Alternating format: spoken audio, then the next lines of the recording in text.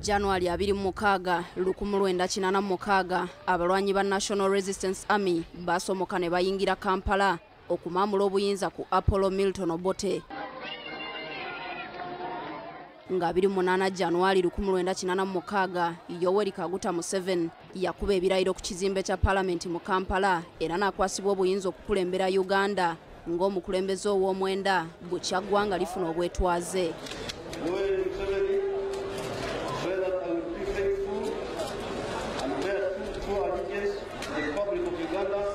Nobody should think that what is happening today or what has been happening in the last few days is a mere change of guard.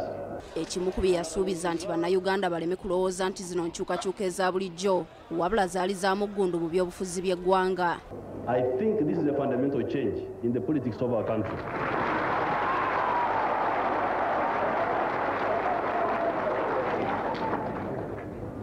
Because in Africa we have seen so much change that change has become meaningless.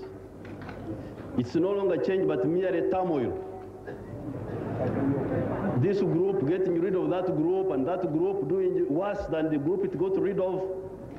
Now, please, I do not count us in that category of people.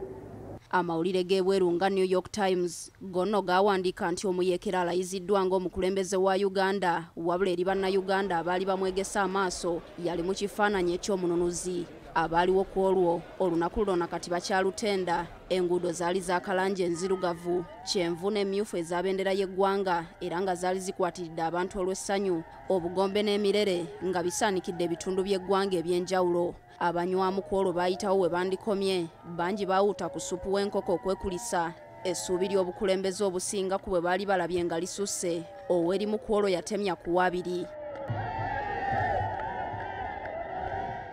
Museveni yali alayira ng'emirambo gy'abantu mu bitundu ebimu babuuka mibuuke kubanga olutalo lwali lwakaggwa ate nga tewannabeerawo nteekateeka ya kugiggyawo.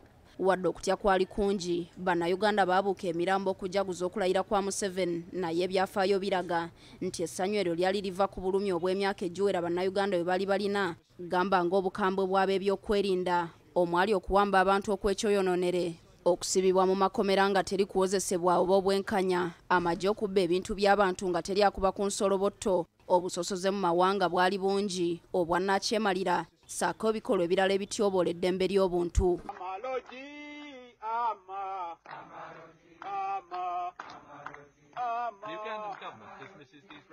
Museveni wadde bangi bamutegera yeesoze ensiko z'eruweero, yali amaze ebbanga mu by'obufuzi bya Uganda ne Tanzania okuviira ddala ng'akyali muyizi ku ssettendekero wa University of Dar es Salaam e Tanzania gye yasomera ebyafaayo n'ebyobufuzi. Eno Museveni yatandikawo ekisinde kya University Students African Revolutionary Front USAF n'oluvannyuma abayizi bano ne beeyunga ku Frelimo Museveni gye yafunira okutendekebwa okw'amagye. Wakati wa 1971 ne 1973 Museveni ne banne bagunjawo akabinja akagambibwa okubaako ekiyekera akayitibwa Front for National Salvation oba FRONASA ng'ali e Tanzania. Museveni ng'ali wamu ne Julius Nyerere anokolwayo mu lutalo olwayambako Obote okuggyako Amin.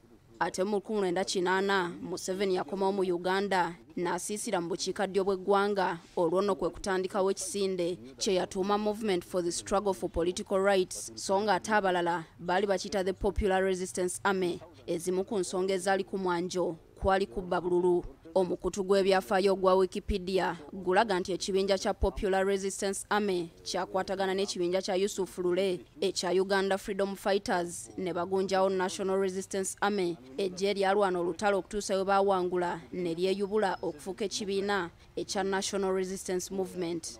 The National Resistance Movement, I think, is a clear-headed movement with clear objectives and with good membership.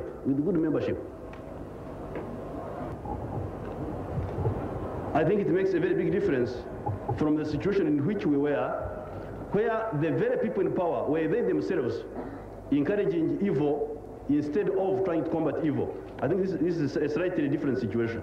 Akalulu akasooka nga Museveni afuga kaliwo mu mwaka gwa 1996 ngono yawangula Paul Kawanga Ssemogerere n'ebitundu 75%. Amangu ddala yaleeta enkola ya bonna basome mu primary ng'ajja abaana bana mu buli maka okusomera obwereere olw'okulwanyisa obutamanya. Okulonda okwokubiri kwali kwa 2001 Museveni kwe yeetabamu n'eyali mukwano gwe era omusawo we ow'ekyama Dr. Kizza Besigye. Akalulu kano yakawangula n'ebitundu 69%. Ono yali asuubizza okuta obuyinza amangu ddala so nga ne ssemateeka yali alaga ekkomo ku bisanja 2 byokka wabula ssemateeka amangu ago yakyusibwa ebisanja ne biggyibwawo mu 2005. Mu mwaka gwa 2006 Museveni era yaddamu ne yeesimbawo n'awangula n'ebitundu 59%. Mu 2011 Museveni yawangulira ku bitundu 68%, ate mu 2016 yawangulira ku bitundu 61%. Mu Desemba 2017 obuwaayiro mu ssemateeka obwali bulambika nti omuntu asusiza emyaka 75 talina kwesimbawo ku bukulembeze bwa ggwanga bwaggyibwamu ssemateeka n'akyusibwa nga tannaba kuddamu kwesimbawo. Museveni yakyusa amannya n'ayongerako erya Tibuhaburwa. Akalulu akatuusiza Museveni ku kulayira kw'olwaleero yakawangulira ku bitundu 58% era kakuwa mu January 2021. Okuva mu mwaka gwa 2001 okutuusa olwaleero obuwanguzi bwa Museveni buzze buwakanyizibwa mu kkooti ensukkulumu era abalamuzi bazze bazuula nti okulonda buli kadde kubeeramu ebirumira naye tewabeera nsonga ya ssimba lwaki obuwanguzi busazibwamu. Ku mulundi guno Kyagulanyi Ssentamu Robert omu ku bantu 10 abaavuganya Museveni mu kalulu kano y'omusango yasalawo okugujjayo mu kkooti kubanga yali tasuubirayo bwenkanya. Amawanga g'ebweru gatendereza Museveni olw'akaweefube gw'ataddemu mu kulwanyisa akawuka ka mukenenya, okutumbula ebyenjigiriza, ebyentambula naddala enguudo za kkolansi awamu n'ebintu ebirala. Museveni agenza okulayira olwaleero nga bannayuganda abamu bamulabira mu kifaananyi eky'omukulembeze atanyweza kigambo kye olw'ebyo by'azzaayogera ate wayitambale ne yeetema engalike ssaako okuba nti gavumenti ye ateekolera ddala ebyo ebyaliwo mu G8 nga tannaba kugenda mu nsiko kuleeta buyinza. Carlton Scovia Nakamya, BBS Telefina. Ebyo nno bye bimu ku byobadde